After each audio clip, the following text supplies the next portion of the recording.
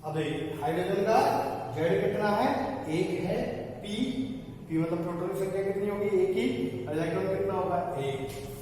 अब अगर हम इसका नाभिक बनाए, परमाणु बनाए, तो ये नाभिक बना दिया, और इसमें कितने इलेक्ट्रॉन है, के में कितने, एक। लेकिन हाइड्रोजन की दोहरी प्रवृत्ति होती है।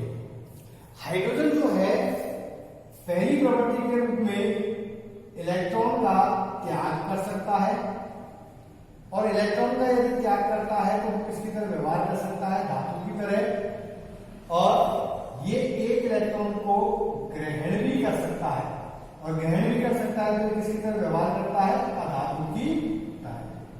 अब मैंने आपको पहले ही बताया यदि कोई भी परमाणु इलेक्ट्रॉन त्यागता है तो वो कैसा हो जाता है, धन आवेशित, और यदि वो ग्रहण करता है तो कैसा हो जाता है, वो ऋण आवेशित।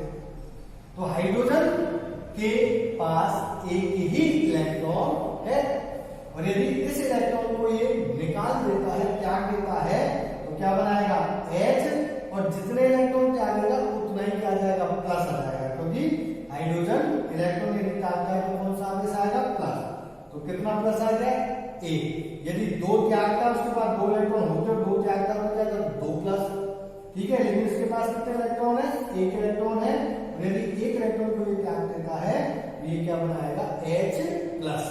इसको बोलते हैं अपन हाइड्रोजन धनायन।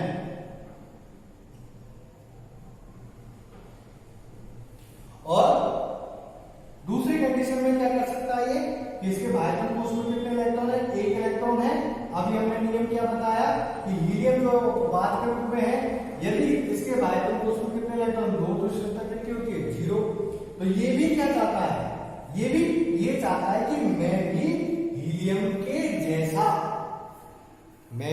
हीलियम के जैसा इलेक्ट्रॉनिक विन्यास रखूं, ताकि मैं भी कैसा हो जाऊं, स्थायी। क्योंकि मैंने आपको बताया अष्टक का नियम हमसे ये कहता है कि कोई भी परमाणु इलेक्ट्रॉन त्याग कर, ग्रहण करके या साझा करके स्थायित्व प्राप्त करता है। तो ये क्या करेगा, ये एक इलेक्ट्रॉन ग्रहण करेगा, और जब इलेक्ट्रॉन ग्रहण करेगा तो क्या जाएगा इसके ऊपर, एक ग्रहण कर रहा है इसलिए एक माइनस आ जाएगा। इसे क्या कहते हैं अपन, हाइड्राइड। तो ये क्या बनाएगा, हाइड्राइड आयन। तो हाइड्राइड आयन ऋणायन हो गया, और हाइड्रोजन धनायन क्या हो गया, H+ हो गया। तो अब ये अगर त्यागेगा तो इसके में कितने इलेक्ट्रॉन हो जाएंगे, 0, और यदि ये त्यागेगा, ये ग्रहण करेगा तो इसके पास कितने हो जाएंगे, K में 2। तो इस तरह से कोई भी परमाणु जितने इलेक्ट्रॉन त्यागता है, जितने ग्रहण करता है, उसके आधार पर ही हम उसकी संयोजकता का निर्धारण कर देते हैं। ये आपका पहला नियम, इसका आप स्क्रीनशॉट ले लीजिए, जिसे हम आगे बढ़ते हैं।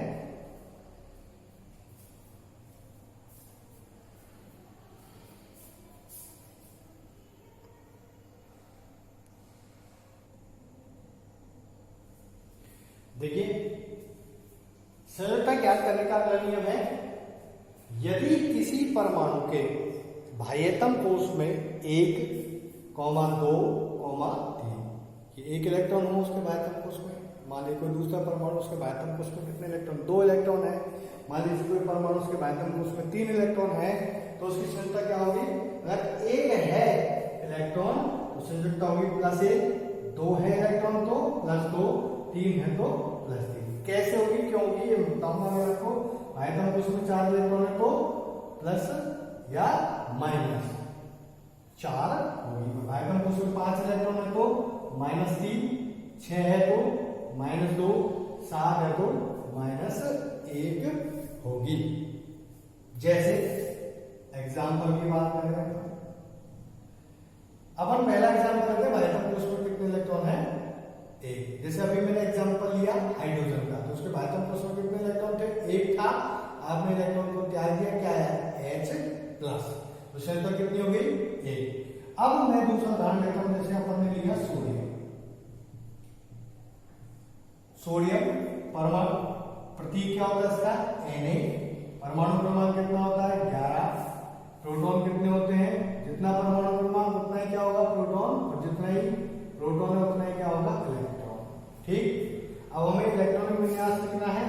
कैसे लिखेंगे, 11 इलेक्ट्रॉन है, के में कितने आ जाएंगे 2, एल में कितने आ जाएंगे 8, तो कितने हो गए टोटल 10। अब तीसरा कोष कौन सा हो गया एन, ये कितने बचे 1, तो ये इसमें आ जाएगा। तो सबसे दूर कौन सा है ये, तो ये क्या कहलाएगा बाह्यतम कोष, बाह्यतम कोष या संयोजी कोष। तो एम क्या है बाह्यतम कोष या संयोजी कोष, और एम में कितने इलेक्ट्रॉन है 1, तो एम में उपस्थित 1 इलेक्ट्रॉन क्या कहलाएगा संयोजी इलेक्ट्रॉन कहलाएगा। एम में उपस्थित 1 इलेक्ट्रॉन क्या कहलाएगा संयोजी इलेक्ट्रॉन। तो अब नियम पे आते हैं, क्या है, यदि किसी परमाणु के बाह्यतम कोष में 1 इलेक्ट्रॉन है तो संयोजकता क्या होगी +1। प्रश्न ये आता है क्यों होगी +1, तो देखिए अब ये बाह्यतम कोष में 1 इलेक्ट्रॉन है, ठीक है। अगर मान लीजिए यहां से मैं इस इलेक्ट्रॉन को हटा दूं तो फिर आपके लिए, जैसे मैंने इलेक्ट्रॉन हटा दिया ये वाला, तो अब आपके लिए कोष कितने हो जाएंगे 2, और कौन सा हो जाएगा पहला और ये दूसरा। अब 1 इलेक्ट्रॉन हटाने पर अब आपका बाह्यतम कोष कौन सा हो गया एल, और इसमें कितने इलेक्ट्रॉन हो गए 8 हो गए। तो नियम नंबर 1 पे पहुंचो, यदि किसी परमाणु के बाह्यतम कोष में 8 इलेक्ट्रॉन है तो वो कैसा है स्थायी है। लेकिन इसने 8 इलेक्ट्रॉन क्यों किए, क्योंकि ये क्या होना चाहता था स्थायी होना चाहता था, इसलिए इसने अपने बाह्यतम कोष जो एम था उसमें से 1 इलेक्ट्रॉन को त्याग कर दिया। तो जब इस एम में से इस इलेक्ट्रॉन को क्या करेगा त्याग करेगा, किसका त्याग करेगा इलेक्ट्रॉन का त्याग। तो इलेक्ट्रॉन का त्याग करेगा, कितने इलेक्ट्रॉन इसके बाह्यतम कोष में 1, तो 1 का त्याग, 1 इलेक्ट्रॉन का त्याग। और यदि 1 इलेक्ट्रॉन का त्याग होता है तो मैंने आपको बताया कि यदि इलेक्ट्रॉन का त्याग होता है तो कौन सा आवेश आता है, बताइए कौन सा आवेश आता है पॉजिटिव, ठीक है। तो कौन सा आएगा पॉजिटिव। तो कैसे लिखते हैं अपन ने संकेत लिख दिया, और संकेत लिखने के बाद ऊपर क्या लगा दिया प्लस का चिन्ह। अगर मान लीजिए इसके बाह्यतम कोष में 2 इलेक्ट्रॉन होते तो अगला एग्जाम्पल आ रहा है, मैं बताऊंगा आपको। जैसे आपने ले लिया सोडियम के बाद मैग्नीशियम, मैग्नीशियम क्या होता है Mg, जेड कितना 12, प्रोटॉन भी कितने हो जाएंगे 12, इलेक्ट्रॉन भी कितने हो जाएंगे 12। जब आप इसका इलेक्ट्रॉनिक विन्यास देखोगे तो K में कितने आ गए 2, L में कितने आ गए 8, बचे कितने 2, तो M में कितने पहुंच गए 2 पहुंच गए, ये हो गए M में। अब ये जो M में 2 इलेक्ट्रॉन है इन्हीं को क्या कहेंगे अपन संयोजी कोष के इलेक्ट्रॉन। तो यदि ये क्या करेगा 2 इलेक्ट्रॉन का त्याग, तो 2 इलेक्ट्रॉन का त्याग करेगा, क्यों करेगा 2 इलेक्ट्रॉन का त्याग, देखिए एक चीज और समझिए यहाँ पर। जैसे इसके बाह्यतम कोष में 1 इलेक्ट्रॉन है तो हम इसको क्या कर सकते हैं 7 दे सकते हैं ना, 7 इलेक्ट्रॉन देंगे तो कितना हो जाएगा 8, लेकिन 7 इलेक्ट्रॉन हम इसको नहीं दे पाएंगे, और 7 इलेक्ट्रॉन हम इसको नहीं दे सकते। इस कारण से सबसे आसान तरीका क्या है कि इस 1 इलेक्ट्रॉन को ही निकाल दीजिए। यदि किसी काम को करने में आसानी हो तो सबसे पहले हम उसी काम को करेंगे, तो हमें 7 इलेक्ट्रॉन जोड़ने की तुलना में 1 इलेक्ट्रॉन को हटाने में आसानी, कम ऊर्जा की आवश्यकता है। इस कारण से 1 इलेक्ट्रॉन निकालने में बहुत आसानी रहेगी। इसी तरह यहाँ पर 2 इलेक्ट्रॉन है, तो अगर इसके बाह्यतम कोष में 6 इलेक्ट्रॉन और दें हम तो 6 इलेक्ट्रॉन देने की बजाय ज्यादा बढ़िया क्या है कि 2 इलेक्ट्रॉनों को निकाल दे। तो इसलिए 2 इलेक्ट्रॉनों का क्या करता है त्याग करता है, और 2 इलेक्ट्रॉनों का त्याग करता है तो क्या आ जाएगा 2 प्लस के, तो Mg लिख दिया और क्या लिख दिया Mg और 2 प्लस। इसको दूसरे तरीके से कैसे लिख सकते हैं कि Mg और 1 प्लस का लिख दिया और आगे क्या लगा दिया 2, तो इसका मतलब या तो 2 प्लस का लिख दो या प्लस 2 लिख दो, या इसका दूसरा तरीका एक और देख लो आप कैसे लिख सकते हैं अपन, mg आगे 2 लिख दो पीछे का लिख दो प्लस। तो ये 3 तरीके मैंने आपको बताए कि आप किस तरह से प्लस को लिख सकते हैं। इसी तरह से बात करें अपन एल्यूमिनियम की, तो एल्यूमिनियम को किससे लिखते हैं, Al, Z बराबर कितना 13, P बराबर 13, E बराबर भी कितना 13। जब इसके इलेक्ट्रॉनिक विन्यास की बात करेंगे तो K में 2, L में 8, M में कितने 3, तो बाइटम को कितने इलेक्ट्रॉन में 3, नियम क्या कहता है 3 को त्याग दो, और जब 3 इलेक्ट्रॉन का क्या करेंगे त्याग, तो 3 इलेक्ट्रॉन का त्याग करेंगे तो कितना प्लस आएगा 3, तो कैसे लिखेंगे 1, 2 और 3, क्या करके Al प्लस। तो ये मैंने आपको पहला बताया कि जब कोई परमाणु इलेक्ट्रॉन का त्याग करता है तो उसके ऊपर क्या आता है, धनावेश आता है, और जितने इलेक्ट्रॉन का त्याग करता है उतना ही उसके पर धन आवेश आ जाता है। नियम भी हमारा यही है, यदि कोई परमाणु है उसके बाध्यम कोश में 1, 2 या 3 इलेक्ट्रॉन है तो क्या करेगा, वो उनको त्याग देगा, और त्याग देगा तो 1 है तो 1 प्लस का जाएगा, 2 को त्यागेगा तो 2 प्लस का आ जाएगा, 3 को त्यागेगा तो 3 प्लस का आ जाएगा। अगला, यदि परमाणु के आयतन कोश में 4 इलेक्ट्रॉन है, 4 इलेक्ट्रॉन की बात करें तो देखिए एग्जांपल हमने लिया सिलिकॉन, सिलिकॉन लिया, सिलिकॉन का परमाणु क्रमांक कितना होता है 14, तो ये हमने लिख दिया सिलिकॉन, ठीक है। तो Z 14 हो गया तो P कितना होगा 14, E भी कितना होगा 14 होगा, मीन्स आपके पास कितने इलेक्ट्रॉन है 14 इलेक्ट्रॉन है। इलेक्ट्रॉनिक विन्यास कैसे लिखेंगे, K में 2, L में 8, कितने हो गए 10, बचे कितने 4, तो L में कितने आ जाएंगे 4। अब आप ध्यान से समझिए 4, तो 4 और 4 कितने होते हैं 8, यानी कि 4 इलेक्ट्रॉन देंगे तो 8 हो जाएंगे इसके बाध्यम कोश में, और 4 इसमें से निकालेंगे तो बाध्यम कोश कौन सा बन जाएगा L बन जाएगा, और उसके बाद इसके पास कितने हो जाएंगे 8 इलेक्ट्रॉन हो जाएंगे। तो अपन क्या कर सकते हैं 2 का इसके साथ, यदि 4 इलेक्ट्रॉन त्याग दें तो 4 इलेक्ट्रॉन त्याग देंगे तो परमाणु क्या हो जाएगा K में 2 और L में कितने 8, तो ये बाइटम कोश हो गया, स्टाइल प्राप्त कर लिया इसने, ठीक है। और त्याग दें तो क्या हो जाएगा Si 1, 2, 3 और 4, इसको और कैसे लिख सकते हैं Si प्लस 4, तो क्या बना लिया प्लस 4 बना लिया।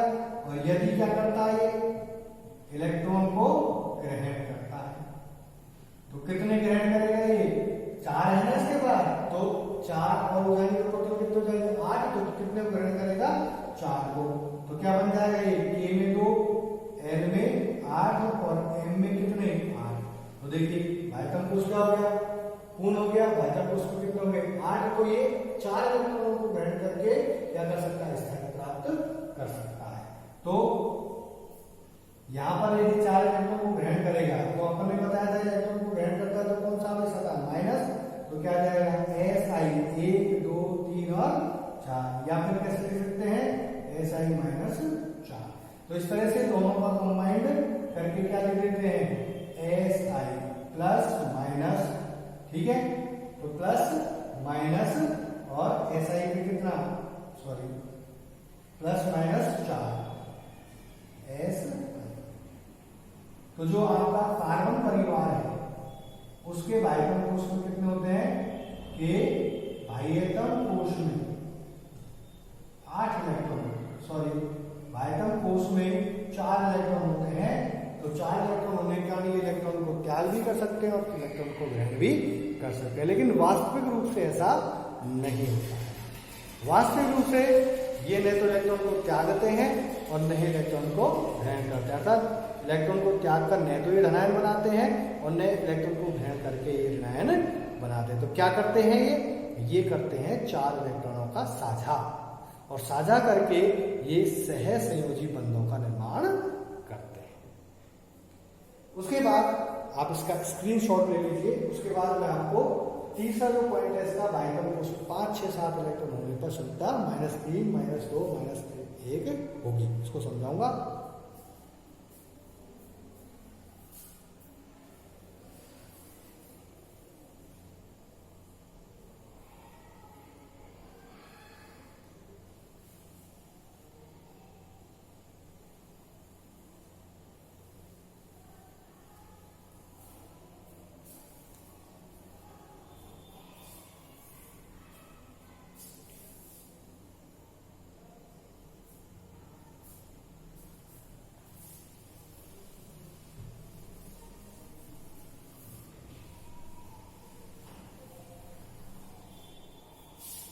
अब देखिए तीसरी बात हम करते हैं, जैसे हमने बात करी फास्फोरस। फास्फोरस का संकेत क्या होता है? P। जेड कितना होता है? 15। प्रोटॉन भी कितने होते हैं? 15। इलेक्ट्रॉन भी कितने होते हैं? 15। अब देखिए 15 इलेक्ट्रॉन को कैसे भरेंगे? K में 2, L में 8 और M में 5। ठीक। अब 5 इलेक्ट्रॉन है तो एक काम ये किया जा सकता है क्या कि ये 5 इलेक्ट्रॉनों को क्या करें? बाहर निकाल दें। और जब 5 इलेक्ट्रॉनों को बाहर निकालेंगे तो 5 इलेक्ट्रॉन की क्या होगी? कमी। और कमी के कारण कौन सा आवेश आता है? धन आवेश। तो क्या हो जाएगा? +5 हो सकता है इसका। तो फास्फोरस के कुछ यौगिक जो है वो +5 में भी आपको मिल सकते हैं। लेकिन हम क्या करते हैं, ये जो आयतन कोश में इसमें 5 इलेक्ट्रॉन है तो ज्यादा आसान कौन सा है? 5 इलेक्ट्रॉन त्यागना या 3 इलेक्ट्रॉन को देना। तो हम क्या करते हैं? 3 इलेक्ट्रॉन को ग्रहण करवाते हैं। तो यदि ये 3 इलेक्ट्रॉन ग्रहण करेगा तो आप बताइए कितने हो जाएंगे इसके पास? 5 तो है ही, और 3 ग्रहण कर ले कितने हो गए? 8। और 8 होने पर ये कैसा हो जाएगा? स्थायी हो जाएगा। इस कारण से फास्फोरस क्या करता है? 3 इलेक्ट्रॉन ग्रहण करता है। और यदि 3 इलेक्ट्रॉन ग्रहण करेगा फास्फोरस यदि 3 इलेक्ट्रॉन ग्रहण करेगा तो कितना चार्ज आएगा इसके ऊपर? -3। इसलिए अपन कहते हैं कि फास्फोरस जो है P पर क्या होता है? -3। ठीक है। इसी तरह फास्फोरस के बाद क्या आएगा? सल्फर। सल्फर S, Z कितना? 16। P कितना? प्रोटॉन 16। इलेक्ट्रॉन कितने? 16। K में 2, L में 8 और M में कितने जाएंगे? 8 और 2 10। 16 में से 10 गए तो 6। अब वही बात कि 6 इलेक्ट्रॉन है, चाहिए कितने मात्र इसको अष्टक पूरा करने के लिए? 2। तो क्या करेगा ये? 2 इलेक्ट्रॉन ग्रहण करेगा। अब 2 इलेक्ट्रॉन ग्रहण करेगा तो कितना आवेश आएगा? -2। इसलिए सल्फर क्या बनाता है? S-2 बनाएगा।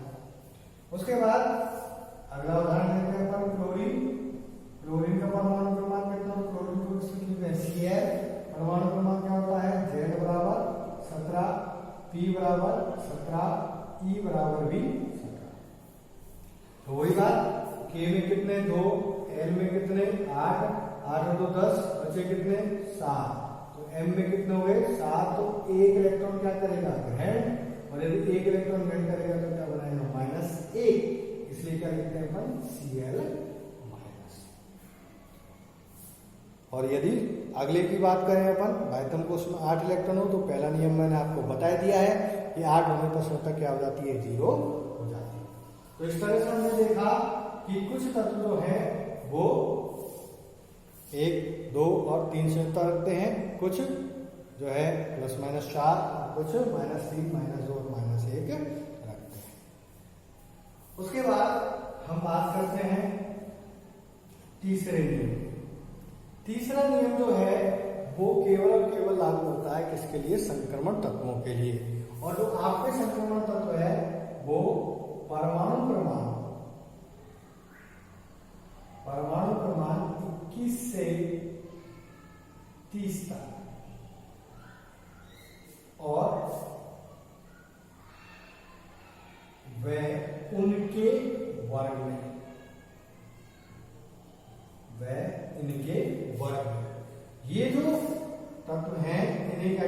अपन संक्रमण तत्व।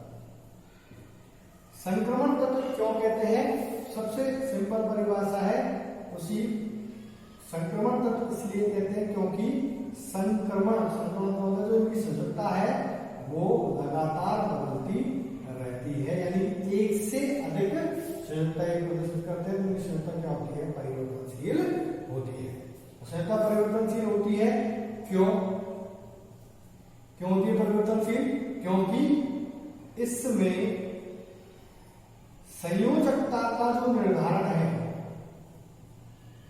संयोजकता का निर्धारण डी व एस, डी व बाह्यतम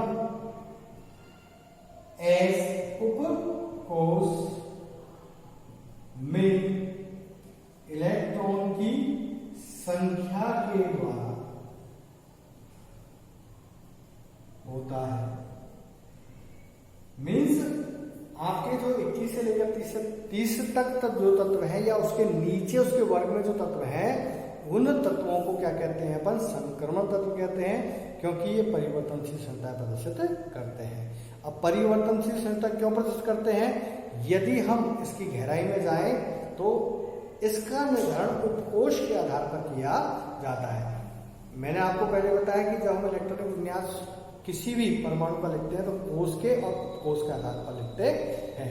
तो यदि हम उपकोश के आधार पर बात करें तो उसका जो बाह्यतम उपकोश है, जैसे उसका बाह्यतम उपकोश है S, और उसके जब अंदर का जो D उपकोश है तो S उपकोश के इलेक्ट्रॉन और D उपकोश के इलेक्ट्रॉन दोनों के इलेक्ट्रॉनों को सम्मिलित करने के कारण कि S का इलेक्ट्रॉन सम्मिलित कर लिया, जैसे अपन यहाँ पे किया था M के बाह्यतम कोश में 6 इलेक्ट्रॉन है, इनको सम्मिलित कर दिया।